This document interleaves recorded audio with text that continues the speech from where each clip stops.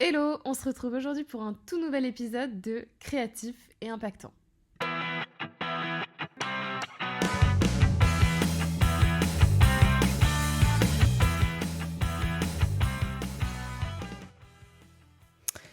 Tu ne seras pas une meilleure entrepreneuse en te levant à 5 heures du matin.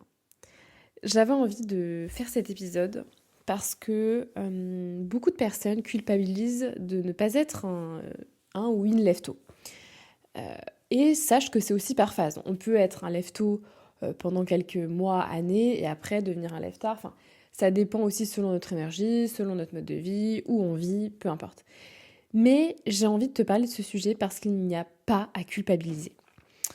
Donc, c'est un truc que je vois partout dans l'entrepreneuriat. C'est un peu ce mythe du réveil à 5 heures du mat comme clé du succès.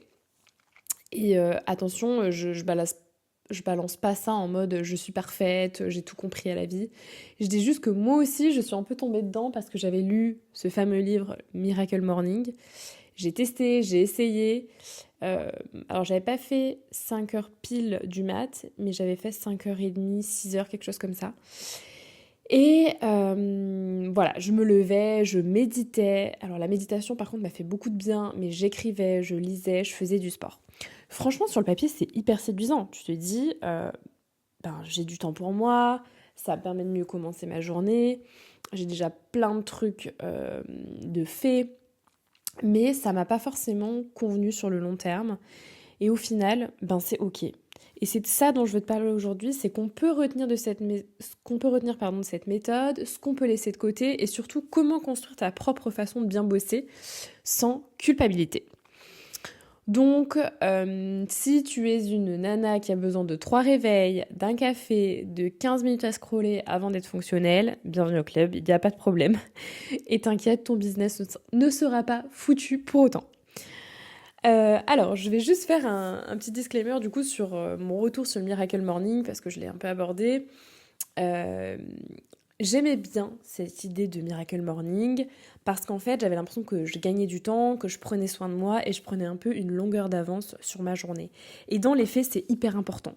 Ça, je suis convaincue que avoir un peu de temps pour soi en début de journée, ça permet de pas tout de suite se mettre dans le rush de la préparation, d'aller au boulot, les transports, etc. Enfin, je pense que c'est bien d'avoir un petit peu de temps pour soi. Le truc, c'est qu'il n'y a peut-être pas besoin de 3 heures. Moi, parfois, limite, je m'ennuyais parce que je me levais à 5 heures et je me disais, ouais, ok, je lis un peu, je scrolle, bon, je vais aller à la salle de sport, donc voilà, c'est ça ou jamais avant 6 heures. Tu rentres de 6 à 7, bon, bah voilà, t'es lavé, tu commences tes mails, mais en fait, c'est pas le rythme entre guillemets naturel, même si je l'ai fait pendant longtemps. Franchement, dû faire ça pendant 2 mois, quelque chose comme ça. Enfin, longtemps, on s'entend, mais en tout cas, assez pour prendre une habitude. Mais j'avais l'impression qu'aussi, parfois c'était facile de se lever, parfois en fait, je me rends compte que ton corps, il a besoin de plus dormir et c'est atroce de le faire se lever à 5 heures. Donc voilà, je ne veux pas que ce modèle de Miracle Morning, il soit présenté comme une vérité absolue. C'est là où en fait ça m'a fait tiquer. Euh, Parce que derrière cette routine, je trouve qu'il y a un modèle assez rigide, un peu culpabilisant, qui est que si tu ne te lèves pas à l'aube, t'es pas digne de succès, entre guillemets, et je trouve ça un peu dangereux. Donc moi, ce que j'en retiens aujourd'hui, c'est pas l'horaire, c'est l'idée de créer un moment à soi, que ce soit à 6 heures, à 9 heures ou à 11 heures. L'important, c'est pas quand tu fais les choses en fait, c'est comment tu les fais et si ça t'aligne. Est-ce que c'est vraiment toi? Ok, donc pourquoi ce discours il est toxique à mon sens? C'est parce que pour moi, ce genre de discours, c'est un peu la porte ouverte à la comparaison toxique. Parce que je pense que tu as dû déjà voir ce genre de réel. On a une musique douce, une nana en legging beige qui court à 5 heures dans la brume du matin, un smoothie vert à la main, carnet de gratitude à côté de son MacBook doré. Enfin, franchement, j'extrapole, mais vraiment, tu te dis, mais mince, moi j'ai bouffé des chocs à pics à midi, j'ai pas vu la lumière du jour depuis mardi. Enfin, voilà, du coup, résultat, tu remets tout en question, ton rythme, ton sérieux, ton potentiel. Mais en fait, ce que ces vidéos ne te montrent pas, c'est que cette personne, peut-être qu'elle se lève à 5 heures, mais qu'elle scrolle TikTok pendant 2 heures avant d'ouvrir Notion, ou que, bon, au final, elle fait ça peut-être juste pour les likes, hein. Il y a des gens qui vivent pour le buzz, ou au final, cette morning-là, elle la tient pas du tout à l'année, elle l'a fait une fois dans sa semaine et elle t'en vend une habitude, quoi. Donc, en fait, ça veut rien dire et surtout ça ne veut rien dire sur la qualité de son business ou de ton business. Donc moi maintenant, qu'est-ce que je pense réellement de ce genre de choses? C'est que en fait, il faut s'aligner à son propre rythme. Voilà ce que je conseille généralement, même à mes proches ou même à des clientes. J'ai déjà pu avoir des discussions intéressantes sur le sujet. En fait, il ne s'agit pas de copier la routine de quelqu'un d'autre. Il faut trouver son propre rythme, son propre tempo. Et si tu veux un exemple, moi il y a des jours où je suis hyper focus à 8h, je te rédige un tunnel de vente en mode machine de guerre, et il y a des matins où je suis un yaourt. Enfin, franchement, il n'y a pas d'autre mot, je sers pas à grand chose. Et en fait, c'est pas grave, on s'en fout.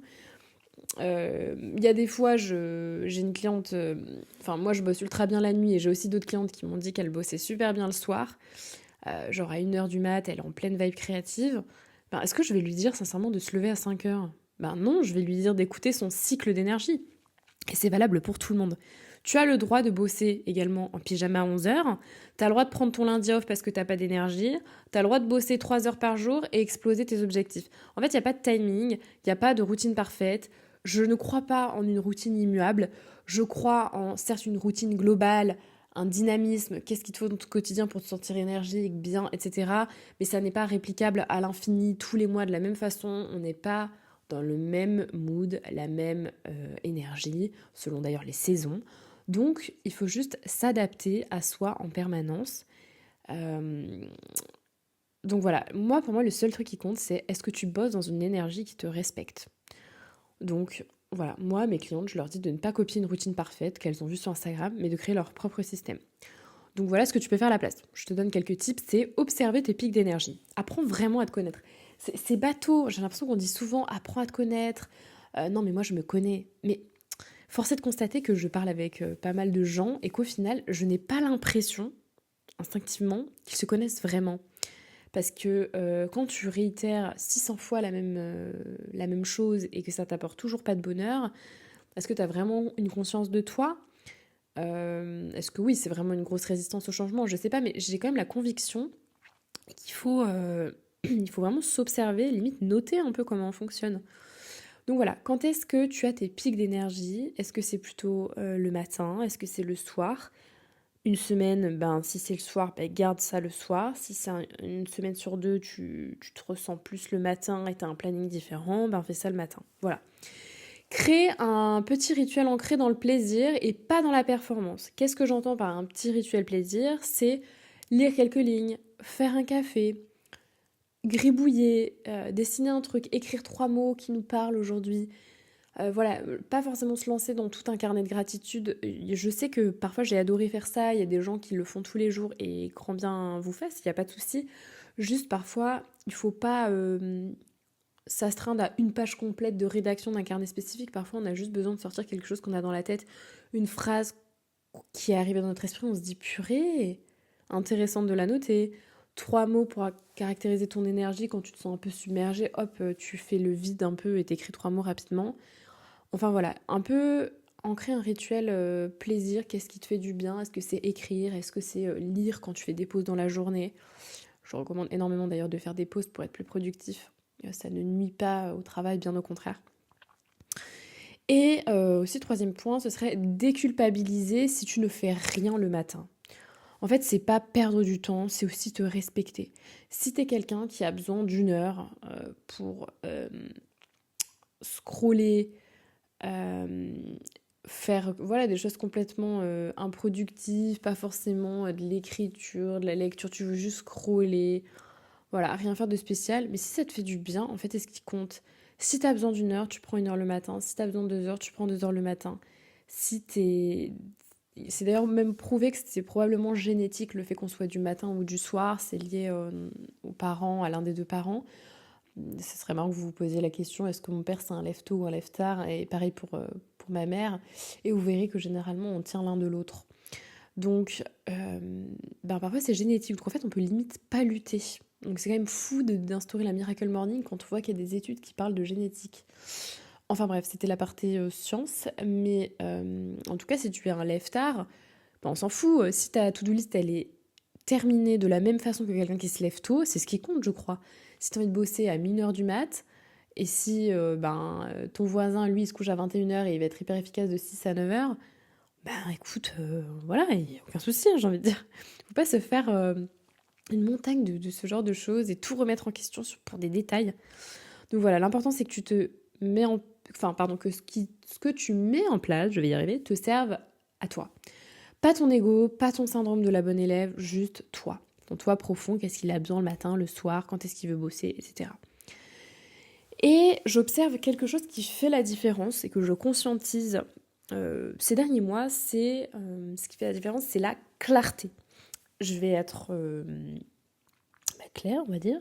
Ce qui fait ton succès, c'est pas forcément ton réveil, d'ailleurs c'est pas ton réveil, ni la quantité de choses que tu fais, c'est la clarté avec laquelle tu les fais. Je m'explique. Tu peux avoir la meilleure routine du monde, si t'as aucune direction, t'avances pas. En fait, ce que tu veux finalement, c'est savoir ce que tu proposes, savoir à qui tu t'adresses et pourquoi tu fais ce que tu fais. La fameuse notion de sens. Je pense que cette clarté, elle est très importante. D'ailleurs, quand les périodes où j'arrivais moins à créer mon contenu, c'était les périodes où je remettais un petit peu en question mon business, parce que je manquais de clarté. Je me suis aperçue qu'il y avait une certaine corrélation entre le mood, enfin le bad mood dans le business, un peu down du moment, et en fait le fait qu'on s'y retrouve plus et qu'on n'a plus les idées claires sur ce qu'on fait. Donc voilà, ça peut être bien d'être amené à se reposer les bonnes questions.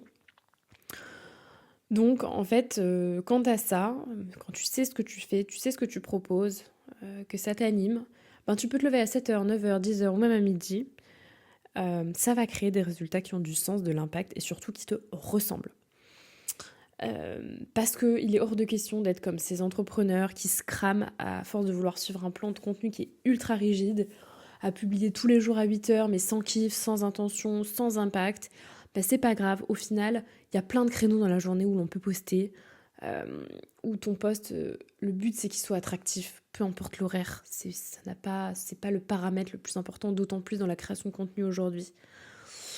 Donc voilà, si tu fais comme ces personnes-là, tu vas avoir un engagement à plat, une énergie un peu dans les chaussettes et plus trop d'envie. Donc voilà. C'est bien que tu te poses toutes ces questions.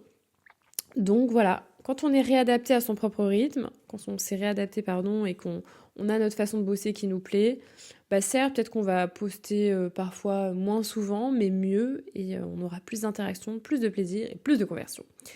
Voilà, comme quoi c'est pas une question d'horloge, c'est une question de direction. Incroyable. Donc, si je devais résumer cet épisode, donc tu ne seras pas une meilleure entrepreneuse en te levant à 5h, c'est une évidence. Tu seras une meilleure entrepreneuse en te respectant, en étant claire sur ce que tu fais et en arrêtant de te juger parce que tu fais les choses différemment. Purée, mais aime-toi comme tu es. Ça sert à rien d'imiter une nana que tu trouves belle, qui a un mode de vie waouh, si toi tu n'es pas heureuse. On s'en fout de cette nana, mais royalement. Donc, le miracle du matin, c'est pas le réveil. C'est d'être réveillé avec qui tu es vraiment et de créer un business qui part de là. Voilà. C'est clair au moins. Si cet épisode t'a parlé, eh bien, pense à le partager, je sais pas, à une copine, une nana, avec qui tu t'entends bien dans le business et qui est un peu à la bourre sur l'aspect réussite, qui est stressée, qui n'arrive pas à trouver son propre rythme. Voilà. Et je pense que c'est pas en faisant 108 affirmations positives avant son petit-déj qu'on est sûr d'avoir un business de fou. Voilà, je pense que c'est un leurre. Et si jamais tu souhaites qu'on travaille ensemble pour clarifier ta stratégie, ton positionnement ou remettre un petit peu d'alignement dans tout ça, eh bien viens me parler sur Insta ou sur mon site où tu peux me contacter. Tu auras les liens dans la description parce que ça peut être important de remettre tout à plat. J'adore faire ça, j'ai une casquette très stratégiste. J'en parle pas à chaque fois, mais c'est vrai que j'aime beaucoup déjà creuser ce qui plaît à chaque personne. J'ai un côté un petit peu psy que j'aime bien exploiter avec les gens pour comprendre aussi comment trouver la bonne stratégie, parce qu'une stratégie c'est adapté au business, mais c'est aussi adapté à une personne parce qu'elle doit tenir ses objectifs. Très important la dimension psychologique. Donc voilà, je n'ai pas d'offre encore sur mon site web par rapport à la stratégie, la remise à plat, mais n'hésite pas à m'en faire part. Parce que j'ai déjà accompagné pas mal de personnes sur ce sujet-là. Donc voilà, prends soin de ton énergie, respecte ton timing et surtout ne te laisse jamais dicter ton flow par des algorithmes. Voilà, donc je te dis à très vite pour un nouvel épisode.